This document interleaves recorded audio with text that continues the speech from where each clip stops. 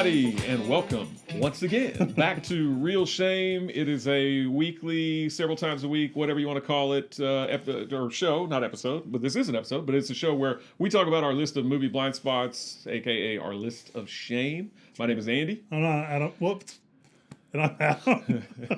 Me llamo Andy. And on this episode, on this Monday episode, Bilingual podcast.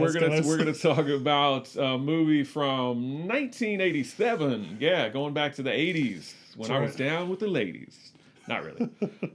With Emilio Estevez and Richard Dreyfuss. It's called Stakeout. Stakeout. Yeah, Not the Stakeout, but Stakeout. yeah. But before we get to Stakeout, we always like to start off Monday's episode talking about what we've been watching lately. So, Adam, what have you been watching lately? So I'm a little behind the times. And if you're watching this, it's a month later than we recorded, so you're going to think I'm really behind the times. But I actually sat down and watched all of The Last Dance, the Michael Jordan documentary. Or I don't think it's really... I heard it referred to as a Michael Jordan documentary. It's really a Bulls documentary with some emphasis on Michael Jordan. Yeah. And it's good. It's like everyone says, it's a really good documentary. It's really enjoyable. I don't follow sports, and I don't know a whole lot about basketball too, so I didn't know how well they were going to do, and I didn't know a lot of the stuff leading up to it. I did watch one documentary about the Bulls, so I did know that they had a big rivalry with, it was Detroit Pistons, right? Pistons, yep. And those 2 years, they had that team that was very aggressive and would come on knocking them out and stuff like that. So I knew of that, but everything else was just kind of fun and exciting and exhilarating. Did you ever say anything to Michael Jordan that pissed him off and made him go out and score a bunch? No, I that should seemed have. to happen the entire documentary, yeah. right? It's like, oh, that pissed him off, and then the next night he went out and dropped 75. Yeah, he holds grudges and he makes up grudges, but that's what made him a great basketball player. Yeah. At the behest of Kirby, I watched Cowboys and Aliens, which I thought I saw before, but I might have not seen before, and it's not great. I wish I've never seen it. It's boring as hell, I thought. Yeah, she likes it for some reason. I don't. She'll get mad at me for saying that.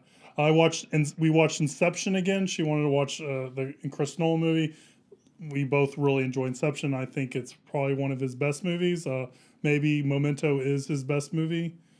I think of what he's directed, but Inception's really good. Downhill from there. I watched Hot Rod because I remember you being so favorable of that movie. Yeah. I thought it was good. It wasn't necessarily my cup of tea. I like the silly aspects of it. Yeah. But it didn't quite strike me as funny, but I do kind of like those silly aspects. So I don't know. I thought it was good. I just wish it tickled my fancy a little bit more. And the last thing we watched was that documentary about Action Park. I think it's called Class Action Park on HBO. Yeah, I've been wanting to watch that. It was okay. I think Kirby got a lot more out of it than I did. It's first quarter of it, first third of it's really interesting, and then it just kind of loses a lot of steam when it kind of wraps up and stuff. So I feel like it might have been better as maybe real serialized, and they can just break stuff up into chunks and keep the momentum up, or if it was, a lot shorter. What was the movie with Johnny Knoxville that we saw? What's that called? Is it Wonder Park? Or I can't remember the name. I don't even remember. No, but that's based on, of course, the Action Park or whatever. Which that movie was not any. That they should have just made a Jackass movie because the only entertaining parts of that was when he was doing crazy stuff. Yeah, for sure. Everything when they tried to have a story, it just didn't work at all. So that's a lot of what I've been watching. What about yourself? What have you been watching? Another Day, another Bronson film, this time one from the 1970s. And this one I really liked a lot. I mean, I like Bronson movies anyway, just because Bronson's in them. It's kind of like watching Schwarzenegger movies from the 80s. I just like them because I like Schwarzenegger. But I actually thought this was a really good movie. Like, he kicks a lot of ass in it and is like a cool dude. That's called Mr. Majestic. So that was good. I've been reading very, very slowly. Because most of my free time I spend watching movies, quite frankly. So I don't read as much as I should, but I've been trying to read some more books about film and stuff like that. I've been reading very slowly a book called A Cinema of Loneliness, which the guy kind of deconstructs different directors' bodies of work and stuff like that. And right now he's going, I'm like right at the beginning of the book, so I haven't gotten very far. But right now he's dissecting movies directed by Arthur Penn, who directed Bonnie and Clyde, and Reservoir Dogs, and stuff like that. And he's and a movie called Mickey One, also with Warren Beatty. But he obviously, when he's deconstructing them, he spoils them. Yeah. So he was about to deconstruct a movie called Night Moves from the mid 1970s with Gene Hackman, which I've always wanted to watch. Is there a song called but I Night haven't. Moves too? Yeah, Bob Seger song. Okay. But although I don't think that song is used in the movie, they missed an opportunity with that. But Get together. I always wanted to watch Night Moves, and so I decided to watch Night Moves before I read the part in the book, so he wouldn't spoil it for me. I thought Night Moves was good. It has a really I love Gene Hackman, and he's always great, and obviously he hasn't done a movie in like 16 years because he's retired. So it's nice to see him in something again, and especially 60s and 70s movies like French Connection or whatever. So I liked Night Moves. I still haven't gone back to the book to read the deconstruction of it, but I plan on doing that soon. And I was doing that with the Scorsese on Scorsese book, where they just put a bunch of his interviews together and they put it in chronological order. And so I watched Boxcar Bertha and then read those, and I was doing that in order, and I also kind of fell off the wagon. Yeah. So I'm fairly early off in that book. But reading is hard. Reading's hard, guys. It's hard to get around to doing. It's hard to sound out all those words. It is.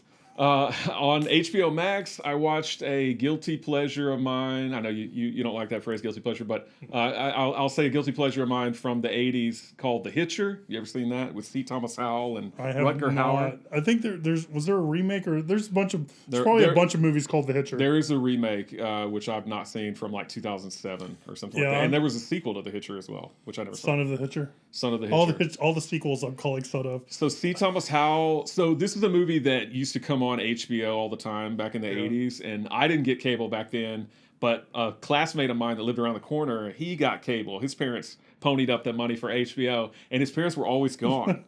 So like his dad worked in like Houston. We were in East Texas. His dad worked in Houston, and his mom was a nurse, and so she was constantly at the hospital. So he was basically left unattended all the time at his house. So I would go around the corner, and we would raid his dad's beer fridge. We were like 12 years old. We'd raid his dad's beer fridge, and we'd sit there and watch HBO. So we watched The Hitcher probably more a rebel than I was. I was a terrible kid. We watched The Hitcher numerous times as a kid, and I haven't seen it probably since then. But C. Thomas Howell picks up the most sadistic, psychopathic hitchhiker murderer of all time, played by Rutger Hauer. It's not a good movie. I don't think I'd ever want to pick Rutger Hauer up if I was like driving along the street. Like there's a few people you just look at, like was it Tove Jones or whatever? I don't know. There's a few actors where you just kind of look at him, you're like, yeah, I'm not picking up this guy. Yeah. Well, he does. He's bored, and it's the biggest mistake of his life. Yeah, again, not a great movie, but just kind of fun to watch. Honestly, the print on HBO Max looks really, really washed out. Yeah. Like they need it. That movie needs a 1080p, an HD remaster for sure. Another kind of guilty pleasure from the 80s, Tough Guys with Kirk Douglas and Burt Lancaster. They get out of prison after serving 30 years for robbing a train, and now they're old, and they have to adjust to life in the 1980s. Their parole officer is played by Dana Carvey, and it's not a comedic role for him. It's basically a straight role for him. I'm just imagining him as like the church lady or whatever. Yeah. Doing the little thing. Being like, you guys should. Yeah. That's a fun movie. Also has Darlene Flugel, who was John Boy's love interest in Battle Beyond the Stars that we watched. And then finally, I've been going through the Tom Clancy franchise very slowly. Yeah. I watched Clear and Present Danger with Harrison Ford. That's the second and last movie that Harrison Ford did as Jack Ryan. I still need to watch Sum of All Fears with Ben Affleck. So I'll get around to that. Clear and Present Danger is my favorite of all those. Well, Hunt for Red October is really good too, but I think of the Jack Ryan-esque movies, Clear and Present Danger is probably my favorite of all of them. I think Hunt for Red October is probably mine. Yeah, I mean, Hunt for Red October is really good. I just don't really consider it a Jack Ryan movie because it doesn't really it's not focused on him. Like he's the integral part of it, but the movie doesn't really start with him. And I feel like the movie's more about the submarine commanders than it is about Jack Ryan. Yeah, you know what I mean. I got you. All right, that's it. That's what we've been watching, guys. So now we're gonna dive into the '80s. We're gonna choose a action comedy, maybe comedy from the 1980s. Yep. And that's gonna be 1987's Stakeout. Gentlemen, this is Agent Thomas Lust from the regional FBI headquarters. Detective Bill Reimers. Hey, Billy. There's Chris Lisi over there. Phil Koshak. Pleasure. And Jack Gizmo. Right on.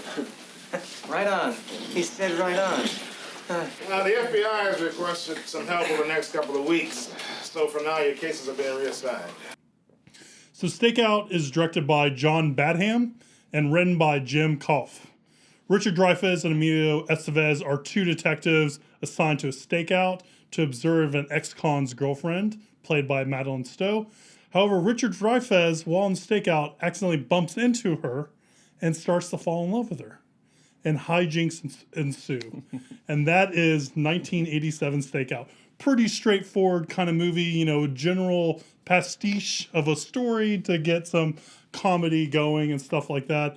It's a movie I thought I haven't seen before, but I do remember parts of it, so I might have caught it a couple times on HBO growing up. Okay. And it's a movie you haven't seen before. No. So what'd you think about Stakeout going into it, and what'd you think about Stakeout after watching it? Yeah, it's just always one of those movies that, you know, yet another kind of comedy from the 80s that I somehow glossed over. I knew who was in it. Yeah. Well, I knew Richard Dreyfuss and Emilio Estevez because they're on the poster. Yep. But I don't think I knew Madeline Stowe or Aidan Quinn or any of the other people that are in it. Forrest Whitaker is in it.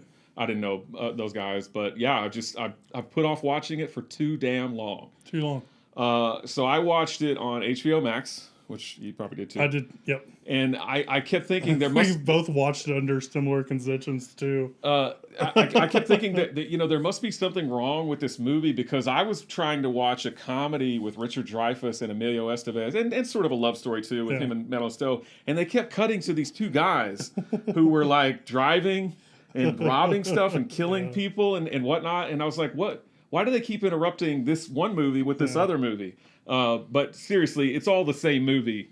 But it felt so weird to me. Like the Aidan Quinn and his cousin part. It starts the movie with them Aidan Quinn gets broken out of prison. Really, really like serious and violent. Well, yeah, Surprisingly I felt violent. like every time it went to Aidan Quinn and his cousin, it was very serious and violent, and then it would go back to this nice, fun time that we're having. Emilio Estevez is having a fun time with Richard Dreyfuss. They're having a fun time playing pranks on the other guys, Forrest Whitaker and Dan Lauria. I enjoyed all that stuff. Like Outbreak, I'm not quite sure Madeline Stowe would be interested in Richard Dreyfuss, like Rene Russo and Dustin Hoffman, but I mean, you got to go with it. I actually really liked that part of the movie. I thought it made me laugh. I thought it was funny. You know, he's like putting the binoculars up to his face. He's got, you know, raccoon eyes. He's got raccoon eyes. And stuff, The one guy, they find a dog turd just in the fridge. And, you know, just the little hijinks that they play. I enjoyed that part of the movie. It was really just the other part of the movie, which it all ties together at the end because Aidan Quinn finally shows up because, again, he's Madeline Stowe's ex-boyfriend or she's his ex-girlfriend, however you want to say it. And he stashed some money at her place. That's the whole reason why they're doing the stakeout in the first place, because they're waiting on him to show up. Yep. But just that whole kind of hilarity that ensues when he does get involved, when Richard Dreyfuss does get involved with her. You know, he has to leave the house dressed like as a woman. Oh yeah, because they're like recording the phone conversations and stuff like that. So like she calls him and then he realizes like into the conversation that this is being recorded. He's got to disguise his voice, and then they start thinking that he's Aidan Quinn's character. Like that, I agree with you. I think all that stuff is funny. I downplay the Aidan Quinn stuff. It is feel kind of very stark compared to the comedy. And it feels very different. But to me, the beginning part is kind of feels separate. But I think, you know, the cutting back and forth doesn't really bother me. But I think overall, and not to jump in too early, but I think overall, I actually enjoyed the movie. I thought it was pretty. I did too. I did too. I just, again, and really that's my chief complaint about it was that stuff tonally was way different than the other comedy stuff. But yeah, overall, I liked this movie. I'm sorry that I waited so long to watch it, but I enjoyed it. Yeah. Yeah, I thought it was pretty funny. I remember probably seeing most of the middle part. I mean, it always seems like whenever you catch movies on like repeat, you never catch the very beginning or the very end. You always catch like the middle parts. Yeah. And so those are always the most clear and stuff. So it was interesting seeing like the breakout, the escape from the prison, and then like him killing the doctor was like very violent. It's like, whoa, this is crazy. But then, you know, when you jump to like Emilio Estevez and Richard Dreyfuss trying to get the guy at the dock was very interesting. And the one thing I put in my notes was you don't see a lot of police movies set in Seattle. Like, I feel like Seattle is... I don't really feel like you get a lot of Seattle in movies. Like, the one movie that jumps out is the... we talked about it before, is the one with Chris Cornell in it and all the bands. Oh yeah, Singles. Singles, yeah. So that's I can't even remember the title of the movie. That's how few Seattle movies there are. But it was interesting just seeing like the backdrop of Seattle and this movie and seeing that kind of play against all this stuff. Yeah. No, and again, I mean, I did like it because they don't spend a lot of time, honestly, with Aidan Quinn and his cousin. They just cut back to it to remind the audience these guys are on their way, you know. But yeah, every time it would cut away to them, I was like, hurry up and get back to Richard Dreyfuss and Madeline Stowe and Emilio Estevez. Because, I did like their kind of camaraderie and the pranks that they play on each other. That was all funny to me. A lot of Dutch angles in this movie. Yeah. And the next movie. The next movie is interesting, and I was trying to decide in my head if I was going to say what it was quite yet, but the next movie, there's some interesting shots where I'm like, well, he's kind of maybe the budget increased, or he's trying to do something a little bit different for sure. Right. This movie, I felt like it started off a little rough. Not the prison stuff at the beginning. But when they're chasing the guy at the beginning, because the setup, they kind of show you how bumbling these cops are, kind of how incompetent they are. They're trying to catch this guy. They finally get back to the station, and Richard Dreyfuss like stinks of fish. Yep. He's fallen into like this fish market type place. Which call back in the end. Yeah, that whole scene when they're at the police station was really rough, and I was scared that this comedy was going to suck. But I think it got better after that. I don't know what it was, just bad acting or bad dialogue or what. But once they get to the stakeout, I had a good time with the rest of the movie. I really did.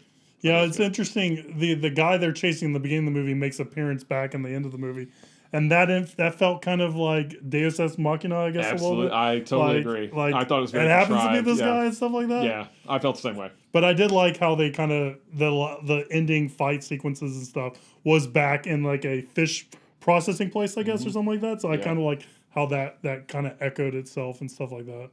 But yeah, I don't think I'm as hard on the police scene stuff, but I just had a lot of fun with this movie for the most part. Yeah. Oh, I would watch it again for sure. I thought it was good. I liked it. Anything else? I think this is a short one, just short, sweet, fun comedy. Not a lot to dig into it. Not a lot of analysis. There doesn't need to be. It's just it's funny. Well, check it out if you've never seen it, or if you have seen it, watch it again. Damn it, watch it again. It's on HBO Max.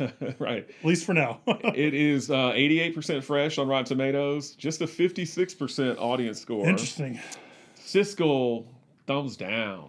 Roger Ebert, thumbs up, and Leonard Maltin gave it 3 stars. Wow. So that's more favorable than I would have thought, review wise. Like I would think. Like, I would put this kind of almost in a guilty pleasure kind of thing where it's not a great movie, but it's a lot of fun kind of watching it. Yeah. Because I would say it's kind of like around Moon over Parador kind of in my ranking of movies and having fun with them and stuff like that. To call out another Richard Dreyfuss movie that we talked about. Right. All right. So the next movie we're going to talk about, and I tried to hint at it earlier, is written by the same writer and it's directed by the same director. And if you guessed it's the sequel, it is. It's the sequel to Another Stakeout. So not a lot of thought went into that, guys. We just wanted to, see these guys at it again. This time with an addition added to the cast. Yep. So we're looking forward to that. And on those Wednesday episodes, we always answer viewer questions. So if you have a question you want us to answer on air, shoot us an email, realshame@gmail.com. Follow us on social media. We're on Instagram @realshame. If you're watching us on YouTube, like, subscribe, comment below. If you're listening to us, write a nice review on the podcast. Tell your friends, share, all that stuff helps spread the word of the podcast. And stay tuned next time as we cross another movie off our list of shame. And we'll see you next time, guys. Thank you. Bye.